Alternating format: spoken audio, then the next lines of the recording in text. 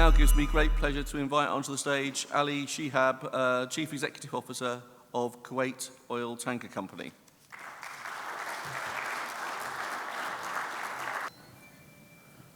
Assalamu alaikum. Good morning, everybody. I requested for a mic because I would like to move around.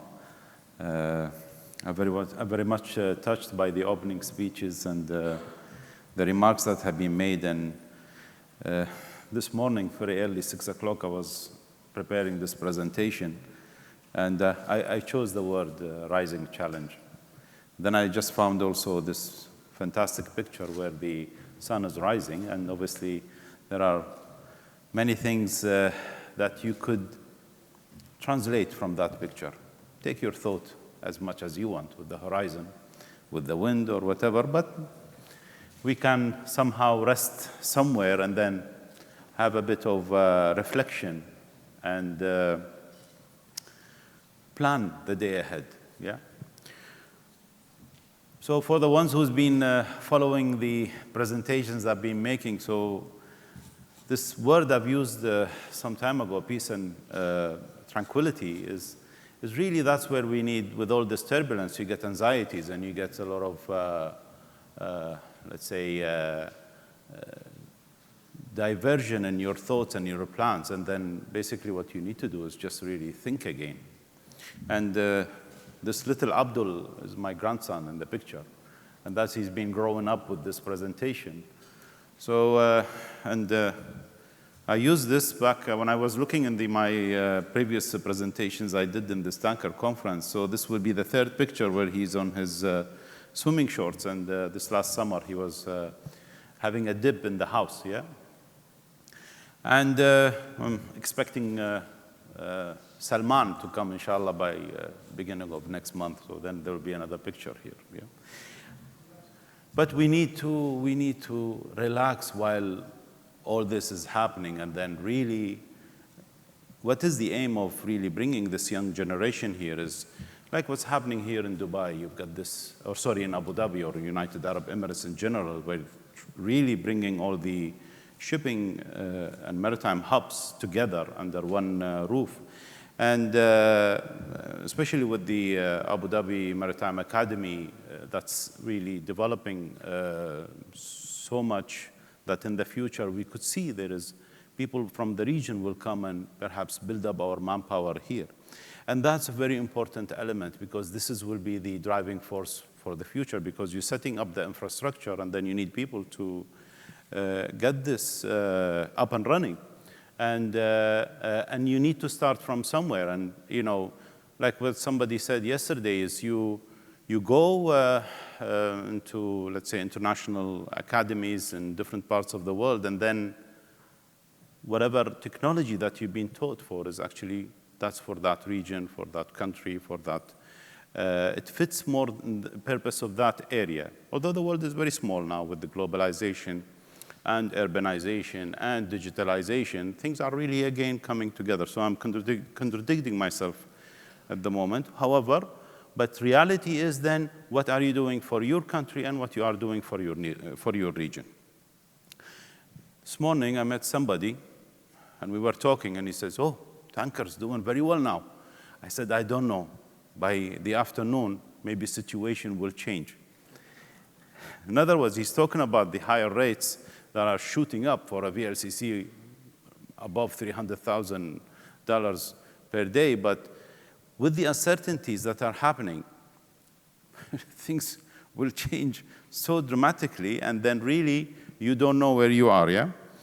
And however you will think today, whether it is on the United Nations level or is it under the IMO umbrella, everything revolves around the environment issues that we are having today. These slides that I'll be using, really most of them are old, and I will tell you how old are they. This is 3 years old.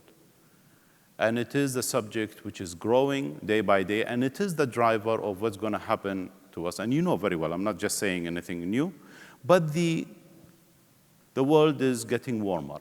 And because of that, everything around it it becomes an issue. And with today's digitalization and the development that we have, and if you consider just the last 2 months, how many marches, and it's like a revolution happening in many streets of the different countries in the world. Chile was the last one. And Chile in San Diego is this year, COP25 is going to take place there. And this is going to be a lot of fun with the environmentalists as well. But there is riots already happening, whether they're going to control it before end of November, beginning of December, because that's when the Conference of Parties will come together and climate change subjects will be on the agenda again. However, I want to take you a bit further to understand what does it mean, climate change? What does it mean, a rise of a temperature from 1.5 degrees into 2 degrees? So basically, if you are on the 1.5 and you shift into only a half a degree, basically you're going to have more frequent heat waves, and then you're going to have the fresh water will be less fresh, i.e. they will have more salinity, and then you will have heavier rainfalls. You are witnessing all of this. It's nothing new, by the way. These are all what's been talked about. This is all what's been witnessed, and this is all what's actually is growing at the moment. The indicators are more. Crops will be less, and then you will have sea level rise, as you are witnessing, and then also the coral bleaching, that's underwater, yeah? So the ones who are following the sustainable, United Nations Sustainable Development Goals, the 17 goals, and ours is goal number 14, life underwater, and that's basically what we are talking about here. So again, in the United Nations, through the United Nations for Climate Change, UNFCCC, the subject of climate is being addressed heavily, and then the what we call is the greenhouse gas strategies have been set. Similarly, IMO is following, and then further development is taking place, and the IMO have set their strategy. The IMO have set their strategy through various deliberations that have been made through the MEPCs, and many of the discussions that have been done, actually, we've done it in person. Trevor was there, and the IMO General Secretary have been very kind, really, to share with us some of his thoughts. And it happened as well here when we had some of the Maritime Agenda Weeks a few years ago, and he was there, and then we shared some insight about what he thinks about the new technologies that are coming, and whether they are really, this is fit for the purpose, or is it some lobbying behind it, and people who want to introduce a new technology because it fits for their industry and it's beneficial for them. This picture was taken by a very close friend of us, and we made sure that when the autograph of the IMO General Secretary was made, we sent him a copy as well. Trevor is smiling. So the strategy forward.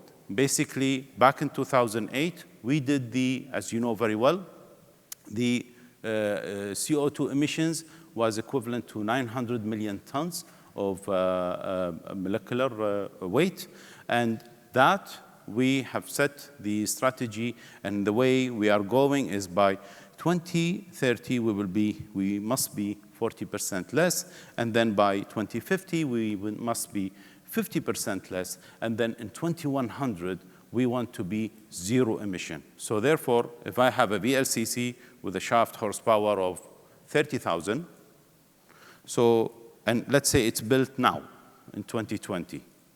So in 10 years' time, with this new EEXI, so basically the EEDI formula that have been developing since 2005, and I wanted to put the slide, but then it will be really too long. And the formula from 2005 until now, I'm not kidding, it will take the whole length of this board. with writing all the symbols and all the constants that have been used in order to end up with how much CO2 is for burning of a ton of fuel. However, in that, we can see that there is so much difficulty in today's market for us to achieve the 40% reduction and to meet the 50% reduction. People talking today about alternative fuel. They're talking about LNG, they're talking LPG, methanol, etc. However, all of these will be sufficient and useful for the sulfur emission reduction. You will have a 90% out of that. However, with the LNG, you will have only 30% reduction. So therefore, basically, if you want to come to the 40% reduction, actually you need to slow down your engine. You need to reduce your fuel consumption by 40%. So if I have a 30,000 shaft horsepower, I have to reduce that by 30%, which I need to reduce my fuel consumption, which is 100 tons per day, by 30 tons less. How can you do that? It is impossible. You need new technologies. And those we have been considering. This slide goes back into 2008. And what we've looked at is so many different solutions into reducing the fuel consumption. No alternative fuel was mentioned here. And I don't think, personally, that the alternative fuel is the solution, is the way forward. It's a transition period, yes. And there is a huge development. I didn't include the slide here, which talks about development of batteries. And my humble thought, and where you can see here, we talked about renewable energy, and that is the solar. Because if you're going to put a container, 40 feet or 20 feet container of batteries, and batteries have developed so much that size, output power have changed. It's the other way now. You have the small battery with a huge power in relation to what used to be in the past, huge battery with a small power output. However, it is fit nowadays for certain category of ships, not all. Like ships with cranes or whatever, and then where you could do the winding and unwinding, and then you can charge your batteries. But we looked into this solar power before, because if you put batteries and then you need to charge them, and you need a system to, or let's say a balance in all of that. However, why I'm bringing this, because this is already a talk of the past, and this coming back again, and this already been applied for improving the EEDI of the current ships which are under construction. But I strongly believe that the way forward is for other technology, such as batteries or similar, that will reduce the engine, our operations, and then the fuel consumption will reduce, and then the emission will reduce. However, not much is happening. No R&D has been done by the shipbuilders. No R&D has been done enough by the advisory bodies, the consultants, etc. So there is a huge challenge for us to meet the previous set target for the 40% by 2030 or 2050 by 50%. I want to end this presentation by one quote by Ibrahim al-Dhahiri. You said this, but I'm quoting it here. However, I want to play also a video which just going to be reflecting of what my humble feeling of what's happening today in the industry. That are you going to be the one who's doing something, or are you going to be the one who will be following or copying? Play video number 2, please. Not video 1, video 2, please.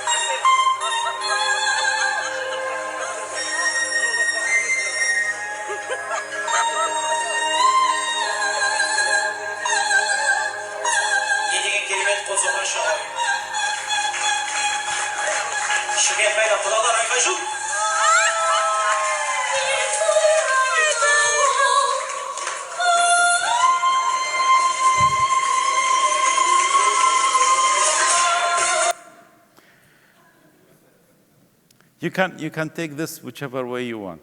He's the future impersonator that you're going to employ for the next awards. However, really that's what reflects the current situation. There are people who are moving, and there are people who are copying, and people who are listening. And what I mean here is, at the moment, there isn't much of R&D. At the moment, there isn't much of engineering, design, thought that have been put. The recent article that's been issued by one of the well-known maritime news broadcaster about use of scrubbers. Don't get offended, scrubber makers, I don't mean it. But the claims are huge, and it's coming. And the challenge will be much greater in the future when there is no more HFO, and then I don't know what you're going to do with that scrubber, 200 tons on a VLCC. You have to remove it and get more space for the cargo, or what exactly? So we are in an appointment to further learn and then correct those mistakes, and perhaps we can see more investment in the R&Ds, and it will not happen, as we spoke yesterday, Mohammed, Engineer Ahmed, we talked about that you need a fund, as it's been done in Norway, where it will support the industry, where it will say, listen, who can come and who can bring in the green thoughts, and here we are, we're going to support you. Go get the project, sign it, and bring it here, because you have all the infrastructure. And perhaps, you know, let's say in collaboration with Kingdom of Saudi Arabia, where we have future shipbuilding that will be taking place. And therefore, that's where then we can have things for the region that will work way much better than we think. And thank you very much.